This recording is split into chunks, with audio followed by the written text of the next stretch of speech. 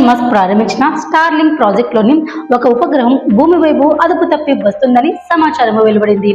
December 17వ తేదీన satellite 35,956 భూమి నుంచి సుమారు 418 కిలోమీటర్ల ఎత్తులో ఉండగా అక్కడి నుంచి అది కూలిపోవడం ప్రారంభించింది.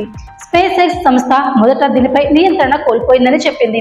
అయితే ఆ తరువాత తెలిసిన వివరాల ప్రకారం ఉపగ్రహంలో సాంకేతిక లోపం కారణంగా ప్రొపల్షన్ ట్యాంక్ లోని గ్యాస్ అత్యంత శక్తివంతంగా బయటకు వెలువడింది. ఫలితంగా అది ఒక్కసారిగా 4 కిలోమీటర్ల క్రిందకు దూసుకెళ్లింది. ఇది తర్వాత కొన్ని భాగాలు విడిపోయి మెల్లగా కదలడం మొదలుపెట్టింది. విశ్లేషకులు చెప్పిన ప్రకారం వారం రోజుల్లో భూ వాతావరణంలోకి చేరి కాలిపోయే అవకాశము ఉంది. డిసెంబర్ 20 శనివారం ఈ ఉపగ్రహ శకలాలు అమెరికాలోని అలాస్కా సమీపంలో గగనతలంలో ఉన్నప్పుడు వెంటోరటెక్ సంస్థకు చెందిన వరల్డ్ వ్యూ 3 ఉపగ్రహం 241 కిలోమీటర్ల దూరం నుంచి హై రెజల్యూషన్ ఫోటోలు తీసింది. ప్రస్తుతం స్పేస్ ఎక్స్ స్పష్టంగా చెబుతుంది, భూమికి ఎటువంటి ముప్పు లేదు.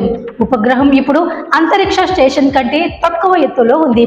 ఇది లోయర్ ఎర్త్ ఆర్బిట్ లో ఉండడం వల్ల భూ గురుత్వాకర్షణ దాన్ని సులువుగా లాగుతుంది మరియు వాతావరణ ఘర్షణ ద్వారా అది కాలిపోతున్నట్లు పేర్కొన్నారు. ఇవన్నీ చూస్తే భూమికి నేరుగా ఎటువంటి ప్రమాదము ఉండదు. స్టార్లింక్ ప్రాజెక్ట్ కింద స్పేస్ ఎక్స్ ఇప్పటికే 9,000కు పైగా ఉపగ్రహాలను అంతరిక్షంలోకి పంపింది. ఇది భూభాగాల మారుమూల ప్రాంతాలకు కూడా ఇంటర్నెట్ సరఫరా చేయగలుగుతుంది. SpaceX, NASA, US space ఫోర్స్లతో సమన్వయం కొనసాగిస్తూ భవిష్యత్తులో ఇలాంటి పరిస్థితులను నివారించడానికి పద్ధతులు రూపొందిస్తుంది. అందువల్ల భూమిపై నివాసితులు భయపడవలసిన అవసరము లేదు. కానీ అంతరిక్షం లోపలి నియంత్రణలపై పరిశీలన కొనసాగుతూనే ఉంది.